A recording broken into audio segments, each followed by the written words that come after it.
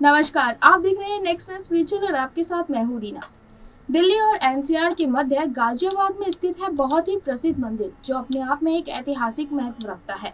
दिल्ली और एनसीआर के मध्य गाजियाबाद में स्थित है यह बहुत ही प्रसिद्ध मंदिर जिसका अपने आप में एक ऐतिहासिक महत्व है, जिसको सभी श्री दुधेश्वर नाथ मठ महादेव के नाम से जानते हैं।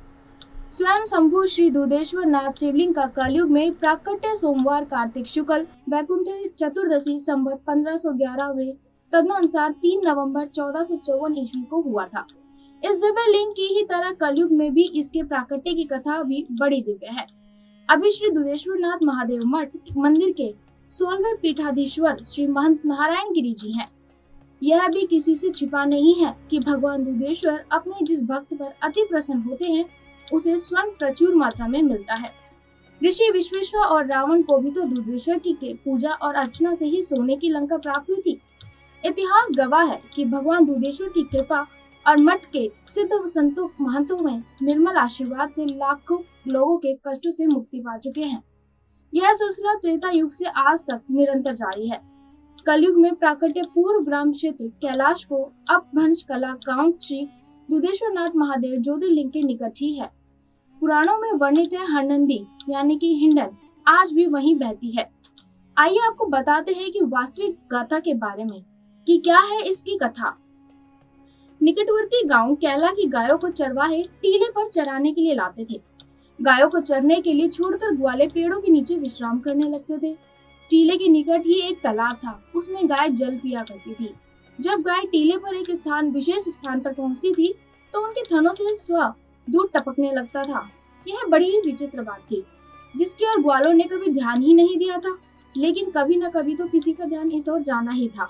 हुआ यूं कि जब शाम के समय गाय अपने अपने मालिकों के घर पहुंचती और उनका दूध निकालने का उपक्रम किया जाता तो कई गाय बिल्कुल दूध नहीं देती थी तथा अनेक बहुत कम दूध देती थी। जब किसी न किसी गाय के साथ ऐसा होता तो पाया गया और चर्चा हुई। चर्चा में सबसे पहली बात तो यह कही गई कि यह चरवाहों की करतूत हो सकती है। गायों को घर पहुंचाने से पहले ही वे उनका दूध निकाल लेते हैं, लेकिन सभी लोग इस बात से सहमत नहीं थे क्योंकि ज्यादातर चरवाहे सदियों से नगरवासियों की गायें चराते आ रहे हैं और कभी किसी की ऐसी शिकायत नहीं मिली थी। मगर प्रश्न तो सिर उठाए खड़ा ही था कि गायों का दूध आखिर चला कहाँ जाता है। लगातार चर्चा के बाद यही निर्णय हुआ कि हो न हो चरवाहे ही गायों का दूध निकालकर पी जाते हैं, इसलिए उन्हें धमकाया जाए ताकि वे अपनी हरकत से बाज आए। इस विचार के साथ ही गांव वालों ने ग्वालों को धमकाया, तुम गायों का दूध निकाल कर पी जाते हो, ऐसा करते तुम्हें शर्म नहीं आती? गाय के दूध की चोरी जैसा पाप क्यों करते हो?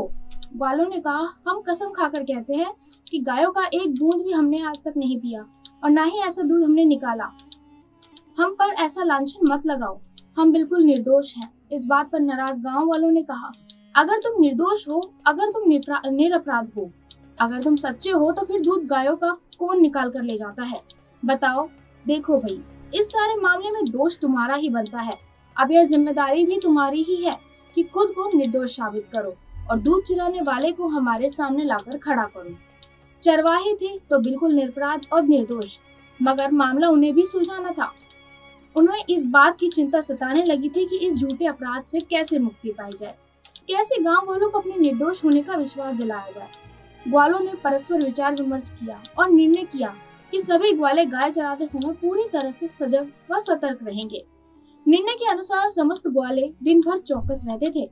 पेड़ों के नीचे बैठते जरूर मगर सोते नहीं थे। उन्होंने इस बात का पता लगाना शुरू किया कि कौन उन्हें बदनाम करने के लिए यह नीच हरकत कर रहा है। एक दिन अचानक ग्वालों ने देखा कि गाय इधर उधर चरती रही हैं, तो कुछ नहीं हुआ, लेकिन जैसे ही टीले के ऊपर एक विशेष स्थान पर पहुंची तो उनके थनों से स्वतः ही दूध निकलने लगा है। कुछ एक गायों के थन से तो बकायदा दूध की धार ही बहने लगी थी। जैसे ही गाय उस स्थान विशेष के अलग हटी, उनके थनों से दूध टपकना बंद हो गया। इस अनोखी घटना को देख सभी चरवाहे हतप्रभ रह गए। महान आश्चर्यजनक घटना थी। चकित ग्वालों को एक बात की तो तसल्ली हो गई कि अब उन पर लगा दूध चोरी का लांछन हट जाएगा। शाम को लौटकर चरवाहों ने गांव में गायों के मालिकों को उक्त घटना के बारे में बताया तो सभी ने उनकी इस बात को मानने से इनकार कर दिया। गांव वालों ने ग्वालों से कहा, तुम एक झूठ को छिपाने के लिए अब दूसरा झूठ बोल रहे हो। ऐसी मनगढ़ंत कहानी किसी और को सुनाना हम क्या तुम्हें इतने मूर्ख दिखाई देते हैं कि तुम्हारा इस बेसिर पैर की कहानी को सच मान लेंगे? चुपचाप असली बात बताओ, नहीं तो तुम्हारे हक में अच्छा नहीं होगा। ग्वालों ने गोपाल को समझाने का बहुत प्रयास किया, लेकिन मामला ढाक के 3 पात वाला साबित हुआ। गोपालक उनकी कोई बात सुनने को तैयार नहीं थे। अंततः में काफी बहस के बाद तय हुआ कि अगले दिन ग्वालों के साथ गोपालक भी जाएंगे और घटना की सत्यता की स्वयं जांच करेंगे।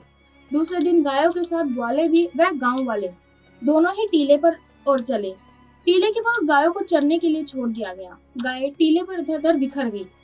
ग्वालों के साथ ही उत्सुक गांव वाले भी पेड़ों की छांव में बैठ गए। काफी देर तक इंतजार के बाद गांव वालों ने अपनी आंखों से उस चमत्कार को अपने सामने होते देखा, जिसके बारे में चरवाहों ने उन्हें बताया था।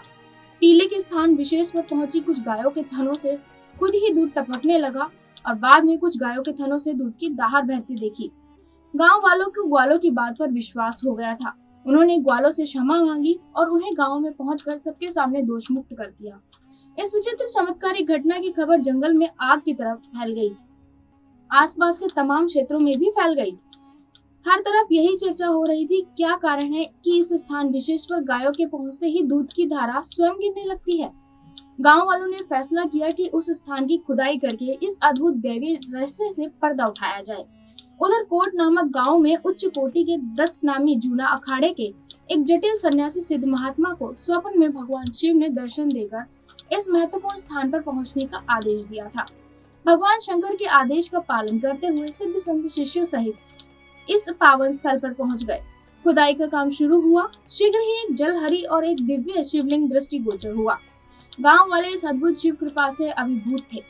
इस दिव्य स्थान पर जल स्रोत भी होना चाहिए, ऐसा बुजुर्गों ने विचार किया। खुदाई करने पर पास ही एक अनोखा कुआं मिला, जिसका जल कभी गंगा जल जैसा, कभी दूध जैसा सफेद तो कभी मीठा होता था। यह कुआं आज भी सिद्धपीठ श्री दुधेश्वर नाथ मठ मंदिर में विद्यमान है। अगर आपको ये जानकारी अच्छी लगी तो कमेंट कर जरूर बताएं। वीडियो को लाइक शेयर करना ना भूलें और अगर अभी तक आपने हमारे चैनल को सब्सक्राइब नहीं किया है तो चैनल को सब्सक्राइब करना ना भूलें और साथ ही बेल आइकन जरूर दबाएं।